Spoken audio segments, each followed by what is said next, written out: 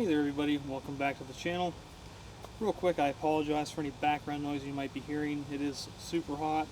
We have a thunderstorm moving in, it's really humid out, and everyone's cranking their ACs. So in this video we're going to talk about the kayak that I use for all of my kayak photography and videography. It is a Jackson kayak. It is a Kilroy DT. It is actually a two-person kayak. It's about 12.5 feet long, maybe 12 feet. Has a max capacity of 500 pounds, so two full-size adults easily fits in this, or just me and my camera gear, or me and my camera gear and my wife fits perfect in here. This is actually for a slot for someone's tackle box to go in, but don't really use it for fishing a whole lot. We have, but we really don't.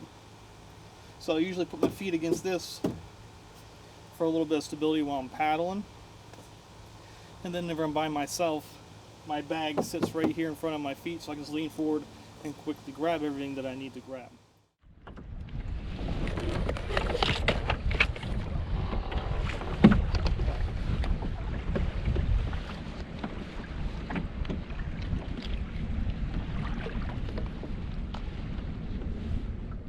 The kayak has din rails all along the outside of the hull, and it has a din rail on the center line of the hull. This is where your tackle box gets attached to, or any of the seats get mounted to, and you just turn the wing nuts and you can slide everything forward and backward and adjust where your seat is.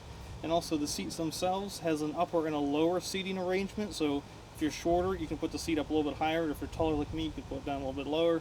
And it just has a strap that goes underneath of it real quick and goes into a buckle in front of the seat. Super easy to put together when you get out to the lake.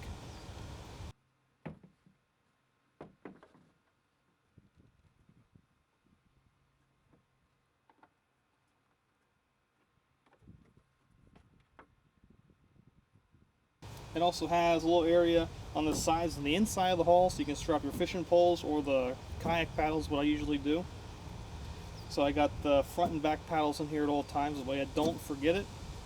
And I keep all of the PDFs and chairs in the garage so it doesn't get rained on and stuff, because you know, kayak's waterproof. It'll be fine without it. But the seats are fabric, super comfortable. I really like them. Good backrest, so you can adjust the sides so it goes forward or backward a little bit for you too. Now the other thing you got to keep in mind is when you have this in the back of your truck or whatever vehicle you're towing it in or hauling it in, it's a very long boat. It's basically a canoe, so you're going to need a flag on the back per you know, DOT regulations, so no one hits you. Plus, honestly, I've seen people just not pay attention. There's a giant red kayak sticking out of the back of the truck, and I've seen people almost hit it, and I just can't believe they don't see a giant boat that's red sticking out the back of the truck. Now, I have a 6.5 foot bed. It's like 7 feet with a tailgate down, so only like half the kayak fits in the bed of the truck. I use what is called a bed extender.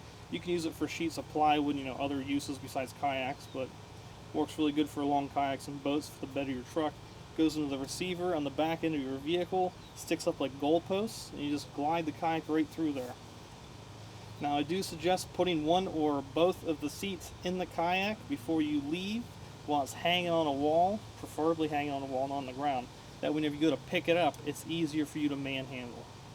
Because if you have to bend all the way down to pick it up, it is a huge pain and it hurts your back. Because this boat alone, without the seats, is about 105 to 110 pounds with all the plastic in it. Now one thing you got to keep in mind if it comes to kayaks for photography is to sit inside kayaks like this. I do feel that they are supreme to the sit on top kayaks. That protects you from the elements. You don't have the water splashing in as easily. And whenever you're paddling when it's cold out, cold weather, when it's ice, or if you're that adventurous, snow and stuff, it's going to insulate you a little bit more from the elements. It's going to keep the wind off your legs and stuff while you're out there paddling around. Now sit on top, like a typical fishing sit on top kayak, it's going to be brutal in the colder weather. Now personally, I do wish I had a sit on top pedal fishing kayak, that way I can paddle with my feet using a prop and hold the camera the entire time, and I can use it for station keeping a lot easier than trying to hold a camera and, you know, use an oar at the same time. It does not work out so well.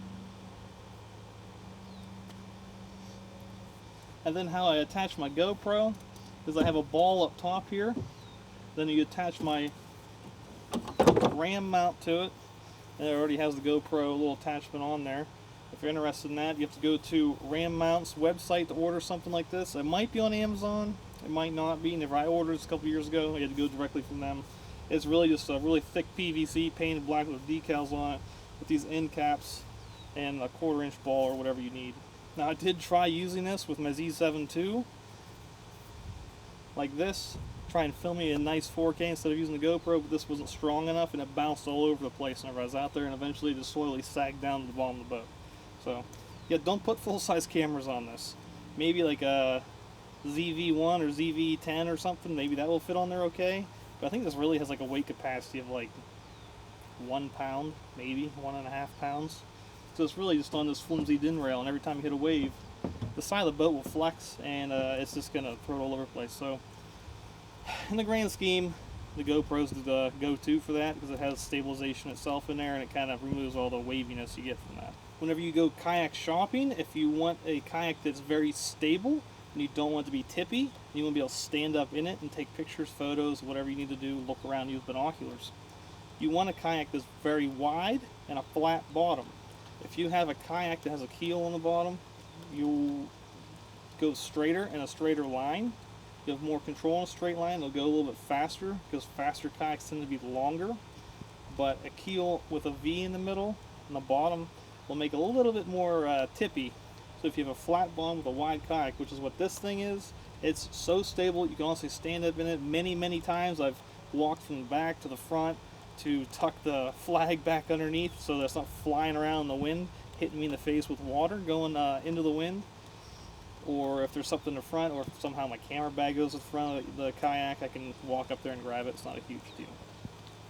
And these kayaks, the Kilroy series in general, there's a single person or the tandem like this. It's really good for a starter person for kayaking. It's so unbelievably stable. Tipping is really not a worry, and plus your center of gravity is actually under the water line, and since you're in a kayak, you can get into places that people can't in boats, because you only need like an inch or two of water to get in there. Keep in mind for cold water safety, so if your state, like Pennsylvania, if it's outside of Memorial Day and Labor Day, if it's outside of those dates, you are legally required to wear a life jacket. No ifs, ands, or buts about it. Cold water kills. You go in the shock, you think, oh, it's only 4 feet deep, I'll be fine. Yeah, well, you go in the shock, you start freaking out, and your body stops responding to what you want to do, even if you try and stay calm sometimes. So, yeah, wear your life jacket. Keep an extra one in here just in case, especially if you have kids. Make your kids wear it year-round. Don't mess around with that. Just better safe than sorry. You want to be able to go kayaking again down the road, not just once and be found floating down the river. Now for storage, you're going to need a really big spot to store a kayak like this. It is 12 feet long. I got these big J hooks. They're bolted into the side of the house. The kayak sits on it just like this. And it does have a single watertight little area in the back of the kayak behind the back seat. So you can fit some stuff in there. Like I keep my GoPro rod in there, my GoPro arm in there. And I keep some lights in there for nighttime kayak paddling. There's a cup holder in there, fishing rod holder if you really need it, a couple other things. But for the most part, I just like throw my cell phone, keys, wallet, and everything in there if I'm going to be going for a couple hours. But if it's nothing crazy, I'll just keep it on my life preserver's vest. Get a kayak life jacket. Don't get a boat life jacket. They're completely different things. In a kayak life jacket, you have no padding here in your lower back, no flotation. It's all up by your shoulders. And it's all on your chest. So if you fall out of a kayak, you will hopefully be on your back facing up. And also, when you're sitting in a kayak chair, the chair will ride right here, and it won't disrupt your posture, and the kayak life jacket won't ride up and feel like it's choking you if you were wearing a regular boat life jacket. And your kayak life jacket just zips in the front usually. Has really nice air around it, and has pockets on the front so you can put your lens caps and everything else in there. Now, I will put a couple links in the description on Amazon to kayak life jackets that I recommend. Now, make sure it's within the weight capacity that you are or whoever's wearing it. There's a minimum and a maximum on life jackets. Sometimes you can be too light for them. So keep an eye out for that. And don't cheap out on a life jacket. They're there to save your life in case of an emergency. I really wouldn't suggest going to Dunham's and buying a $20 life jacket. Because if you buy a good life jacket, have good stitching, have a good warranty, good weight capacity on it, it's going to be Coast Guard certified, and also it's going to last you 10 to 15 years if you take care of it. And in the summertime, as long as there's no cold water requirements, you can wear it unzipped, or you can take it off and put it behind your seat, as long as you are of age. Some states have requirements that anyone over 18 doesn't have to wear one, but anyone under 18 has to wear one. So you gotta check on your local regulations on that and see what the requirements are. It's different for everybody. If you're going somewhere where it might rain on the way there and you don't want the kayak being full of water, just flip the kayak upside down, make sure nothing's in it, no seats and stuff, flip it upside down, and put it in there with the bottom of the boat facing up. It's perfectly fine, it's not going to hurt it. That way when you get to your destination, and if it's raining all the way there, you won't have a wet boat when you get there. Plus all the chairs and stuff will be out in the back of your vehicle, nice and dry, and you won't be soaking wet or sitting on towels or anything uncomfortable.